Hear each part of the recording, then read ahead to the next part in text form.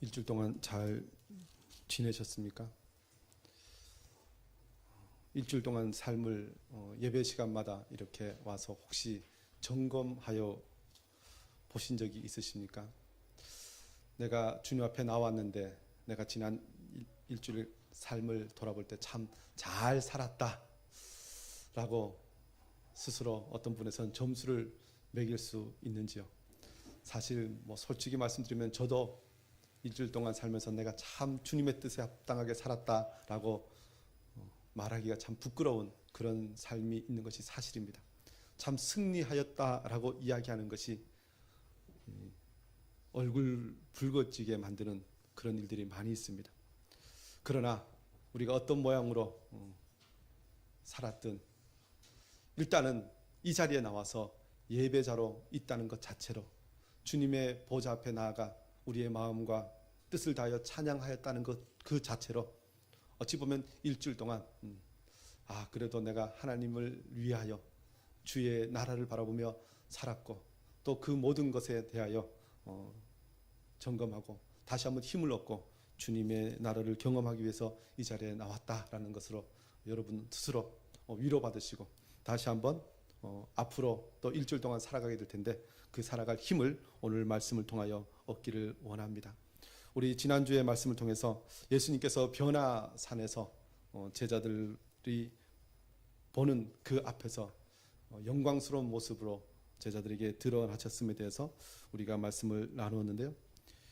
베드로가 그곳에 초막 셋을 짓겠다고 이야기했을 때 그것을 허락하지 아니하시고 예수님께서는 제자들과 함께 이 산을 내려오셨습니다. 그곳에 있었으면 참 좋았을 텐데요. 왜 내려오셨을까요? 주님은 인간의 죄된 상태로부터 우리를 구원하시기 위해서 높고 높은 보좌를 버리시고 이 땅에 오셨습니다. 그것이 예수님의 그야말로 최고와 최종의 사역의 목표라고 할 수 있습니다. 그러니 변화산에서 아무리 하나님의 영광과 그 은혜 가운데 제자들과 함께 있는 것이 좋다고 할지라도 예수님께서는 이 산 위에 산에서 이 땅으로 그야말로 내려오셔서 다시 사람들을 만나시고 또 그들을 구원하셔야 하는 것입니다. 오늘 말씀 함께 마가복음 9장 14절 말씀부터 우리가 보기를 원하는데요. 오늘 14절을 이렇게 말씀하죠. 이에 그들이 제자들에게 와서 보니라고 말씀합니다.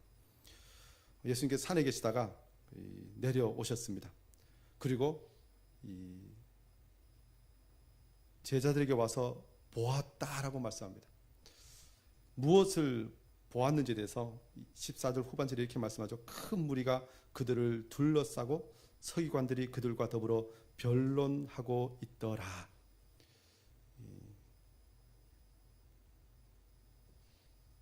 이 14절에 이 주어가 누구냐면요. 그들이라는 표현이 있습니다. 이 그들이라 그러면 예수님에게 초점이 있는 것이 아니라 어떻게 보면 예수님과 함께 있었던 베드로와 야고보와 요한 이것이 이 그들에 해당합니다. 그런데 이 그들이 변화산에서 예수님의 영광을 보고 너무 좋다 하고 산에 딱 내려왔는데 그들이 본 상황이 무엇이냐면요. 이 베드로와 야고보와 요한과 함께 산에 올라가지 않았던 이 제자들이 서기관들과 함께 이 변론하고 있다는 것입니다. 이 변론은 거의 우리 요즘 표현하면 말싸움을 하고 있는 것이죠. 막 지금 하고 있는데 그 모습을 또 주변에 큰 무리가 누가 이기나 보자 하고 이렇게 보고 있었다는 것입니다. 이 세 사람의 제자들이 예수님의 영광을 보았던 그 제자들이 지금 이 산 아래에 내려와서 본 이 광경이 어떻게 느껴졌을까요? 정말 산 위에서는 참 아름답고 놀라운 모습을 봤는데 이 땅에 내려오니 참 그 모습 자체가 혼란하기 그지없는 내지는 참 보기 좋았다라기보다는 참 보기 안 좋다라는 모습으로 아주 극명하게 이 비교되는 그런 모습이었을 것입니다.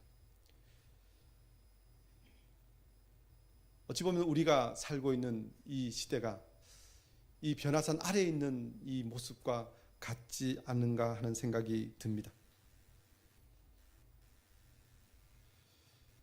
많은 사람들이 몰려있지만 그곳에서 하나님께서 영광 받으시기보다는 그야말로 웅성웅성하면서 자기들끼리 어찌할 바를 몰라서 방황하고 있는 것과 같은 그런 모습이 그야말로 산 아래의 모습이라는 것입니다.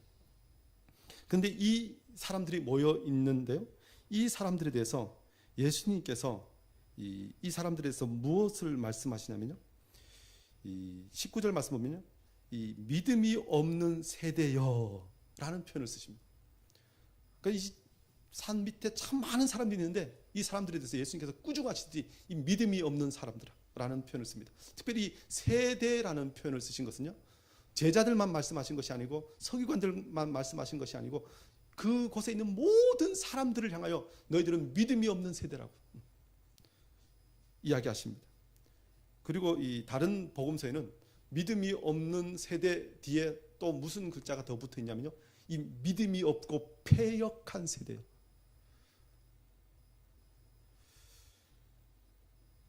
패역하다는 것은 믿음이 없다는 것은 어떤 분은 조금 부족해요 정도지만, 이 패역하다는 것은 아예 대놓고 하나님에 대해서 거역하는 세대라는 것입니다. 인간이 이 땅에서 겪게 되는 모든 죄, 문제, 또 그로부터 일어나는 모든 고통들은 그 원인이 어디 있는가? 결국 하나님에 대한 믿음이 없고 하나님에 대해서 거역하기 때문에 발생한 것들입니다. 그리고 예수님께서 내려오셔서 또 산 위에 있던 함께 있던 제자들이 내려와서 이 땅에서 본 모습은 그야말로 믿음이 없고 패역한 자들이 겪게 되는 모든 것이, 모든 모습이 그 안에 있다는 것입니다.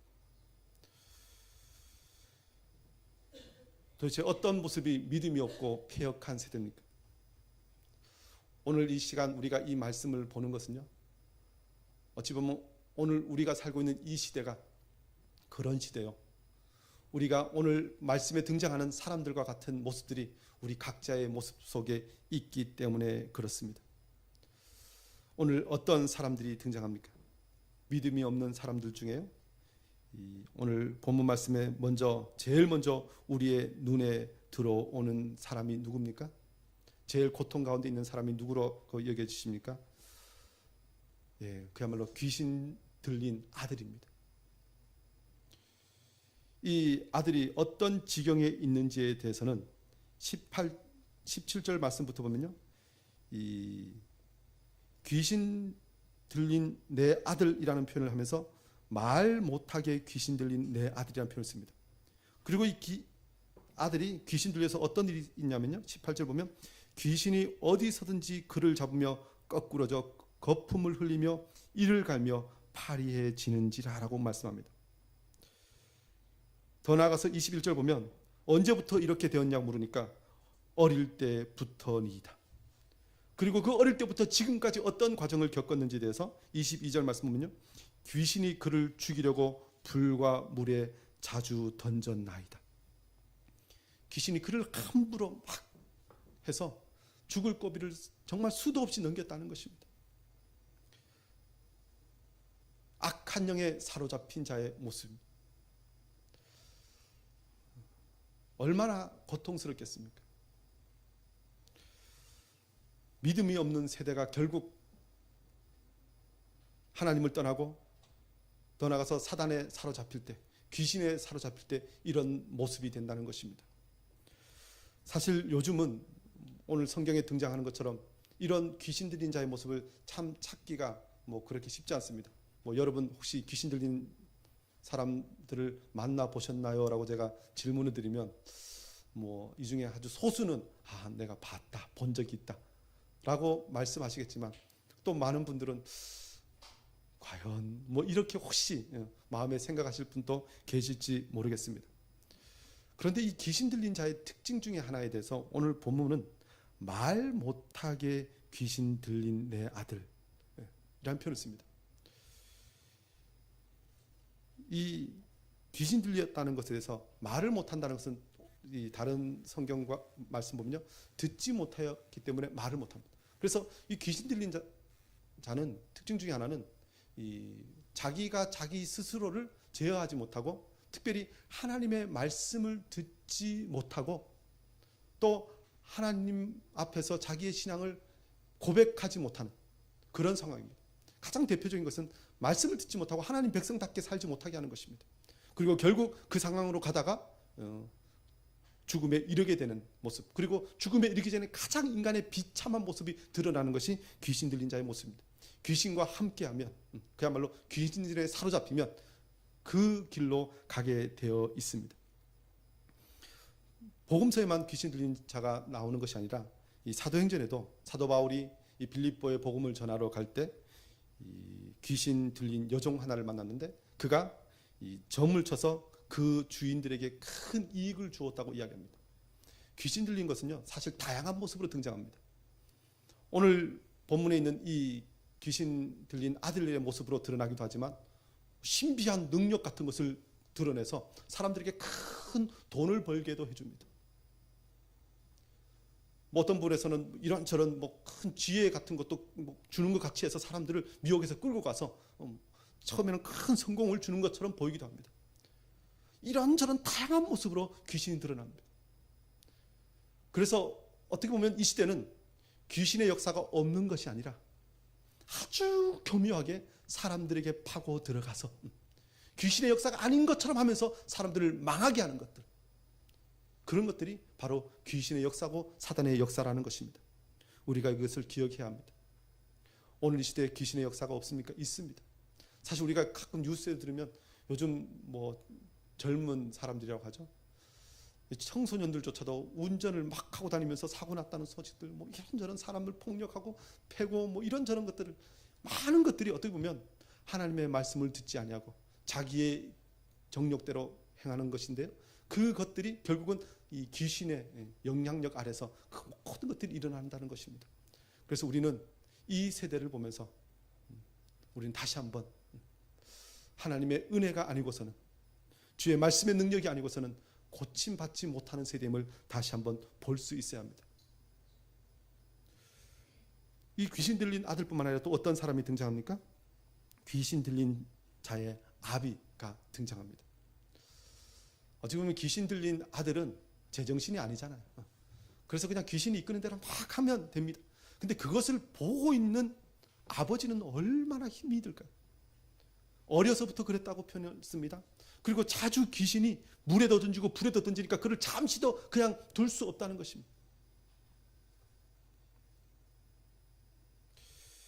누가복음 9장에도 동일하게 이 말씀이 등장하는데요, 이 아비가 이는 나의 외아들입니다 라는 표현을 씁니다. 하나밖에 없는 아들. 요즘 다 하나밖에 아들이 없어갖고 이게 무슨 의미인지 모르죠. 외아들이란 말은 자신의 모든 것이라는 것입니다. 유일한 소망이라는 것입니다. 이 아이가 자신의 모든 것인데 이 모든 것을 어찌할 바 할 수 없는 그런 상태로 바라보아야 한다는 것입니다. 그 수많은 시간들을 지나왔는데 아무런 변화가 없습니다. 고치질 못했습니다. 그런데요, 이 아이를 고칠 만한 분이 계시다는 소리를 들었습니다. 예수. 그 예수라는 이름을 듣고 예수님이 있는 곳을 찾아갔는데 예수님이 계시지 않습니다. 그래서 그 중에 보니까 예수님의 제자라고 하는 사람들이 있어서요, 아, 예수님이 고치신다니까 예수님의 제자는 당연히 고치겠지 하고 그 제자에게 고쳐달라고 부탁했는데, 예수의 제자들이 고친다고 하더니만 결국 실패했습니다. 고치지 못합니다.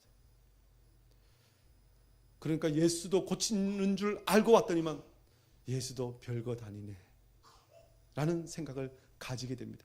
그걸 어떻게 알 수 있습니까? 나중에 이 후반부에 보면 이 사람이 22절에 보면 그러나 무엇을 하실 수 있거든 이런 표현을 씁니다.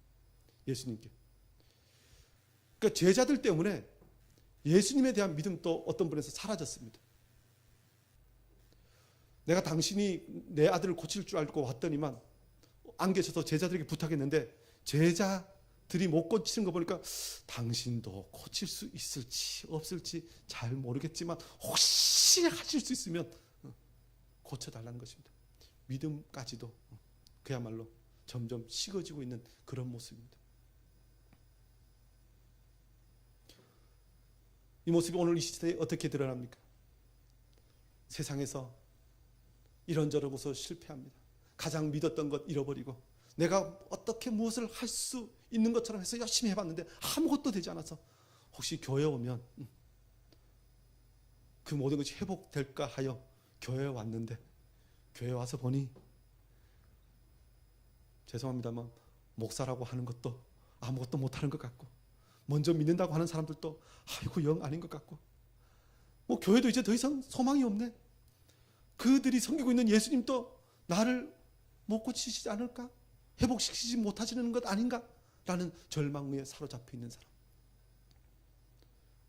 그런 사람들이 오늘 귀신 들린 자의 아비와 같은 모습이 아닌가 싶습니다. 사실 요즘 많은 교계에서요, 뭐 그러잖아요. 교회에서 더 이상 이 가난한 교인이 많다고요.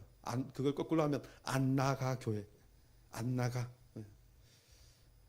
하나님을 내가 믿고 싶지만 교회가 하는 거 보니까, 목사가 하는 거 보니까 아이고 안 나가.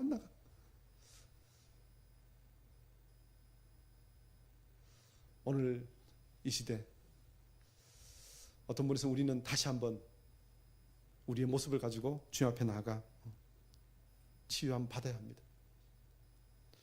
주님께서는 그런 사람들에게 나아오라고 말씀하십니다. 오늘 또 어떤 부류가 있습니까? 이 서기관들이 있습니다. 이 14절 말씀 보면 그들이 제자들에게 와서 서기관들이 그들과 더불어 변론하고 있더라. 예수님을 이 사람들이 찾아다닙니다. 예수님이 어디 계시다는 소문을 들으면 서기관들도 열심히 달려오는데 그들이 왜 달려왔는가라고 보면요, 이 누가복음 11장 53절 말씀 보면 그들이 이런 일을 합니다. 거기서 나오실 때 서기관과 바리새인들이 거세게 달려들어 여러 가지 일을 따져 묻고 그 입에서 나오는 말을 책잡고자 하여 노리고 있더라. 예수님 앞에 나와서 무엇을 말씀을 듣고 순종하고 구원 얻으려고 하는 것이 아니라 예수님을 책잡으려고, 따지려고 예수님께 나오는 자들입니다. 사실 요즘 시대 보면요, 교회에 어떤 일이 있다고 뉴스에 나오면 요즘 인터넷 뉴스니까 밑에 댓글들 있잖아요. 그러면 아주 주소가 불분명한 사람들이 있어요. 이 교인들은 거기 밑에 교회나 뭐 목사의 비리에 대해서 굳이 뭐 이런저런 조롱하는 글을 달지 않아요. 그냥 잠잠해요. 아예 그냥 지나갑니다. 그리고 교회에 관심 없는 사람들 아예 뭐 그거 보지도 않을 것인데요, 딱 꼭 그 밑에 온갖 교회에 대해서 이런저런 것으로 이야기하는 사람들이 있습니다. 안티 기독교인이라 그러죠.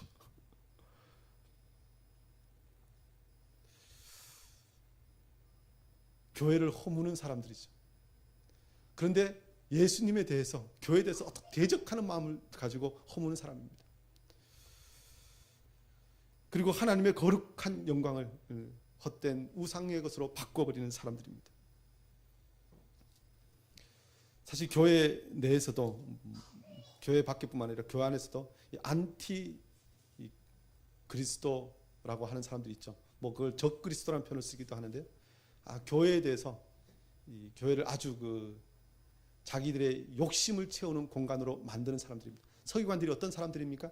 말씀을 가지고 있습니다. 배웠습니다. 그러나 이 말씀을 하나님의 영광을 위해 사용하기보다 자기들의 권력을 유지하고 자기들의 이득을 취하는 것으로, 욕심을 채우는 것으로 사용하는 사람들입니다. 그래서 사람들을 온갖 화려한 말로 미혹하고 잘못된 길로 인도합니다. 뭐 대놓고 이 적글 수도 있지만 요즘 이단과 사이비처럼 많은 사람들을 미혹하는 사람들이 있습니다. 사실 이런 사람들도 이 서기관과 바리새인과 같이 이 사람들을 예수님께로 가지 못하게 막는 사람들입니다. 얼마 전에도요, 어저께인가요? 그저께 뉴스가 나왔는데요. 이 뉴스에 공항에서 입국하던 이 목사를 체포했다는 뉴스가 등장했는데요. 이 사람이 누구냐면 이 과천의 은혜로 교회라고 신옥주 목사라는 사람이 있어요. 이 사람이 한참 전부터 이 사람들을 모아서 이 말씀을 가르치고, 이 사람들이 얼마나, 제가 예전에도 홍대 앞에서도 상수역 앞에서 이 옷을 입고 이렇게 전도하는 걸 봤는데, 그 사람들의 옷에 뭐가 적혀 있었냐면 기존의 교회 목사들은 다 무당들이다 하고 막 써서 있는데, 뭐 그렇게 해서 막 사람들을 전도하면서 미혹했는데, 사실 우리 교단에서도 대전에 대전중앙교회라는 교회가 우리 교단에 굉장히 좀 큰 교회, 영향이 있는 교회인데, 그 교회 담임 목사님 사모님이 그 교단에 그 이단에 빠져갖고 이단에 사람들이 수백 명이 그 교회에 와갖고 막 데모하고 막 난리해갖고 결국 그 목사님이 교회 사임하고 떠난 일이 있습니다.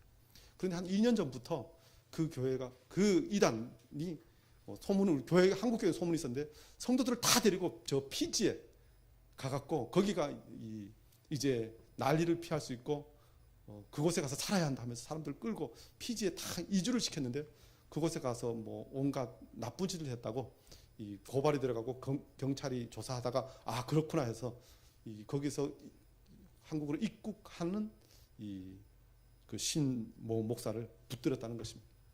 체포했다는 것입니다. 근데 사람들이요, 그런 이야기를 듣고 미혹해 들어갑니다. 진리에 이르지 못하고 결국은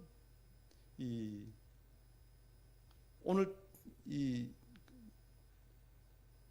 본문 말씀과 비슷하게 보면요, 처음에는 그것이 진리인 줄 알고 따라가다 결국은 나중에 당하는 상황이 뭐냐면 꼭 귀신 들린 자의 아들처럼 이런 모습입니다. 그 피지에 가서요, 피지에 왜 갔냐고, 그것이 왜 피난처가 되냐고 그랬더니만, 마지막 때가 되면, 논리가 재밌는데요, 마지막 때가 되면 성경 주님께서 그때가, 환난 때가 겨울에 일어나지 않기를 기도하라라는 말씀 있잖아요. 피지에는 겨울이 없대요. 그래서 그곳이래요. 그리고 피지 이름도 참 우리나라 말 비슷하잖아요. 피난처와 비슷한 피지. 그래서 그곳에 다 갔다는 것이. 낙원인 줄 알고 갔는데 결국 그곳에서 감금되고 두드려 맞고 모든 돈을 다 빼앗기고 결국 지옥과 같이, 낙원인 줄 알고 갔더니만 지옥과 같이 살았다라고 해서 검찰에 고발하고 결국 체포되었다는 것입니다. 악한 영에 사로잡히면요, 옆에서 아무리 이야기해도 안 들어요. 정상적인 생각을 하지 못합니다. 더 이상 자기 자신이 주인이지 못하고 결국 다른 사람 말을 들으면서 넘어지는데요, 그렇게 만드는 사람들이 있다는 것입니다. 그런데 이 서기관들이 그렇게 사람들을 미혹하고 넘어뜨리면 그들을 제대로 예수 그리스도 앞으로 인도해야 되잖아요. 그런데 오늘 어떻게 보면 제일 문제되는 사람들은 바로 이 제자들입니다. 이 제자들이 예수님께로부터 명령을 받았어요.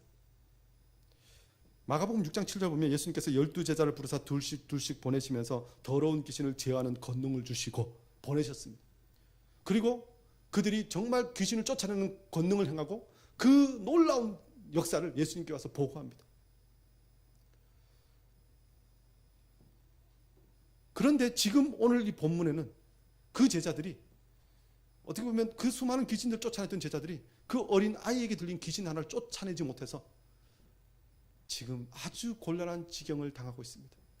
그 수많은 무리가 몰려왔으니까 그냥 제가 봐도 좀 굉장히 부끄러운 현장이었을 것입니다. 근데 왜 제자들이 왜 이런 경우를 겪게 되었겠습니까? 제일 처음 이 귀신 들린 아이를 아비가 데려왔을 때 제자들이 어떤 행동을 했을까요? 뭐 안 봐도 뻔하죠. 귀신 들린 아이가 오는구나. 이야, 저번에 내가 고쳤지.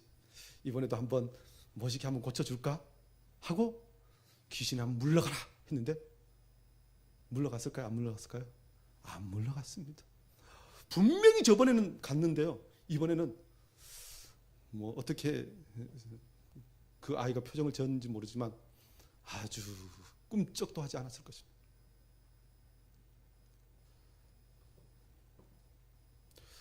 왜 이런 일이 있을까요? 전에는 됐었는데 왜 지금은 안 됩니까?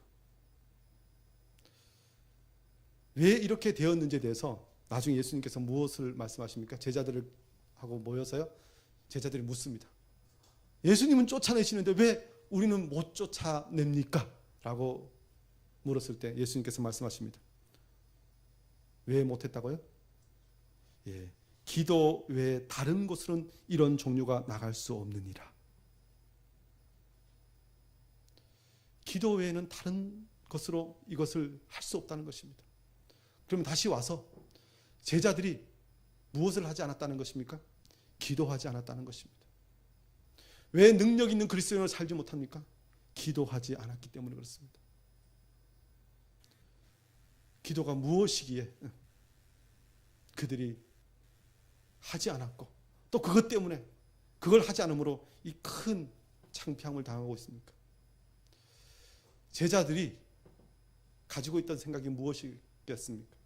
예수님께서 권능을 주시고 세상으로 보내실 때 그들은 예수님께서 주신 권능을 어떻게 보면 자기가 받아서 쓸 수 있는 돈처럼 생각했을지 모르겠습니다. 그냥 받아서 이건 이제 내가 가지고 있어. 이제 내가 필요할 때마다 이걸 꺼내서 써야지. 이 생각을 한 것에 대해서 어떻게 알 수 있냐면요. 이 28절 말씀 보면 우리는 어찌하여 라는 표현을 씁니다. 우리는 제자들이 우리는 어찌하여 이 일을 행하지 못하냐라고 이야기합니다. 자신이 주체입니다.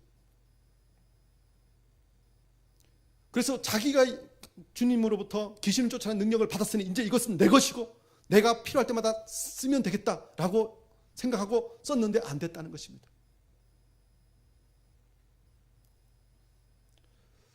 기도는 무엇입니까? 기도는 나는 아무것도 없다는 고백이 먼저 되어야 합니다. 나의 능력은 없습니다. 그래서 하나님께 기도하죠.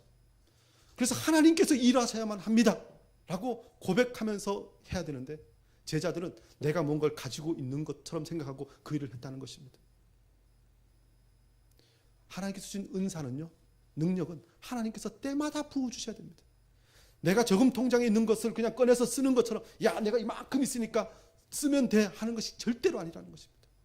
모든 순간순간마다 하나님께서 주셔야 합니다. 왜요? 하나님의 일이기 때문에 그렇습니다.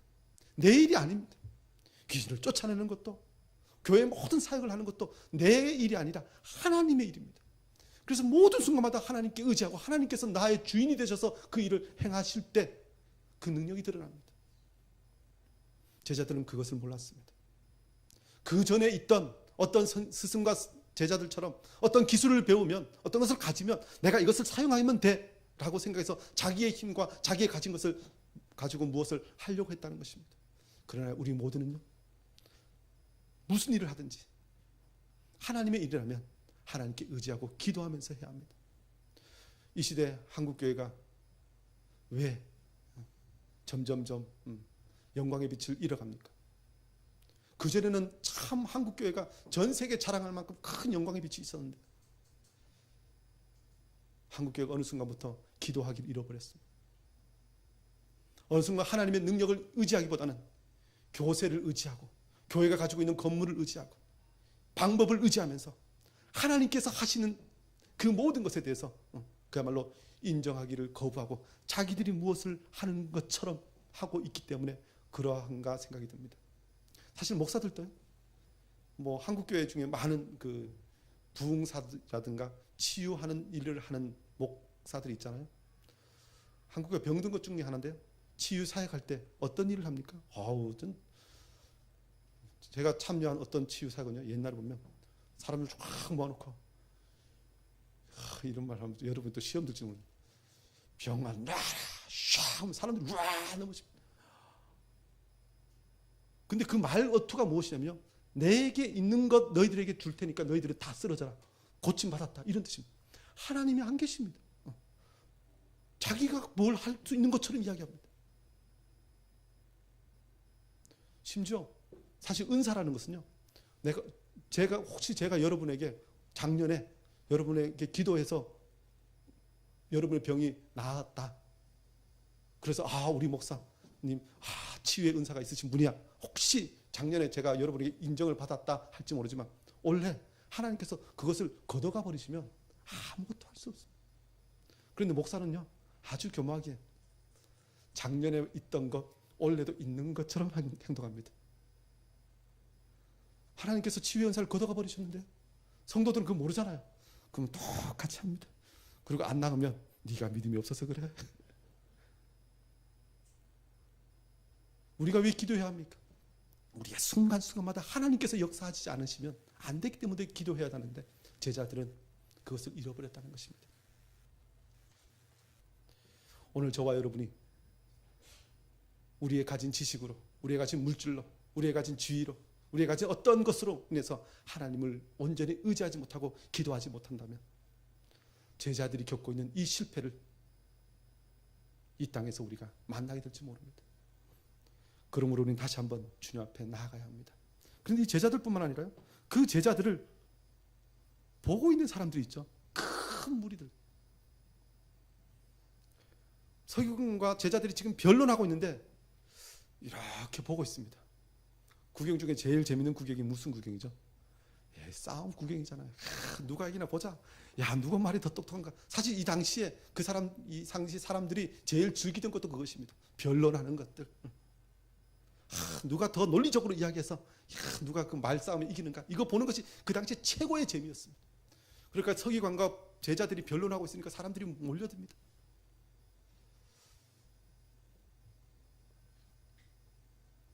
그런데 주님께서 이 사람들 향하여 믿음이 없고 이 패역한 세대들이야 라고 말씀하십니다.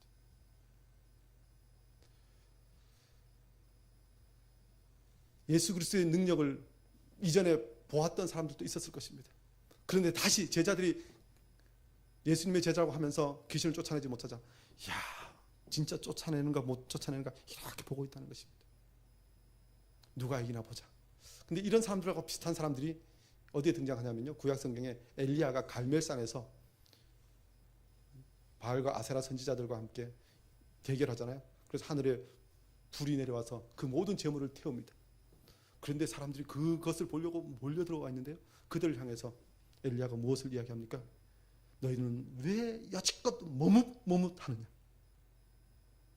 이것도 아니고 저것도 아니고 그냥 중간에서 이기는 편 내 편 이러고 있다는 것입니다. 오늘 이 시대에 많은 사람들이 신앙생활을 하고 있는데요, 어떤 마음으로 신앙생활을 합니까? 한국교회에 많은 사람들이 예배를 참석하고 있는데요, 어떤 예배에 사람들이 많이 모입니까? 뭐 어떤 사람 마음은 어떤지 모르겠지만요, 많은 목회자들이 세미나를 하면서 예배를 디자인합니다. 디자인이 뭔지 아세요? 볼거리 많고 들을 거리 많고 사람들이 하는 것들로 채우려고 합니다. 사람들이 그걸 원해요. 그래서 예배에 나아갈 때 하나님의 말씀을 듣고 하나님을 알고 하나님을 온전히 순종하고 나가기보다는 구경하러 갑니다. 보려고 갑니다. 하나님 편이냐 사단 편이냐 서야 하는데 그냥 약간 해서 구경꾼 자리에 있다가 마음에 싹 드는 데 갖고 그냥 그 자리에 앉아 있으려고 하는 그런 자세가 있습니다. 신앙을 꼭 액세서리처럼 신앙생활을 해야 되는데, 목숨 걸고 믿음 생활을 해야 되는데 그야말로 종교 생활을 한다는 것입니다. 적당한 종교 교양이 있어야 되고, 그리고 사람들에게 고상한 척 하려고, 그래서 교회 다닌 기독교라고 이 이력서나 뭐 어디 자기를 소개하는 단에 이렇게 기독교 교회 이렇게 써 놓으려고.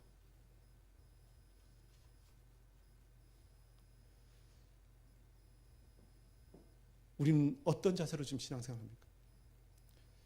사실 요즘 뭐 미디어라든 뉴스예요, 제발 좀 자기가 무엇을 믿는다고 얘기를 차라리 안 했으면 좋겠어요.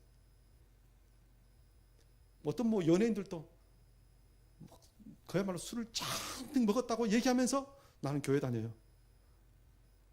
얘기를 차라리 하지 말지. 또 어떤 뭔 정치인은요, 나는 기독교입니다 해놓고 그 다음날 그야말로 절에서 이렇게 하는 그림이 그냥 보도됩니다. 우리는 다시 한번 생각해 봅니다. 우리는 무리들과 같이 피력한 그런 자리에서 함께 있는 것이 아니라 다시 한번 우리의 생명을 걸고 신앙생활하는 자리로 나아가야 한다는 것입니다. 예수님께서 사실 그런 세상 가운데 오셨습니다. 이런 세대가 결국 구원받는 유일한 길은 자신을 아낌없이 내어주시고 그들을 위하여 죽어주신 예수 그리스도 앞에 나오는 것밖에 없습니다. 우리가 이런 아주 끔찍한 죄악 가운데 있기 때문에 주님께서 죽으실 수밖에 없었다는 것입니다. 우리 모두는 주님 앞에 나아가야 합니다. 오늘 예수님께서 오셔서 그 모든 것들을 보시고 들으시고 결국 무엇을 명령하십니까? 귀신 들린 자를 데리고 오라고 하십니다.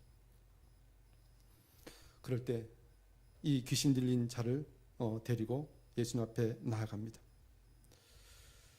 나아갈 때 어떤 일이 있었는지에 대해서 오늘 18절 보면 귀신이 어디서든지 그를 잡으며 거꾸러져 거품을 흘리며 이를 갈며 그리고 파리해지는지라 내가 선생님 제자들에게 내쫓아 달라 해서 그들이 능히 하지 못하더이다 라고 이야기하는데, 근데 이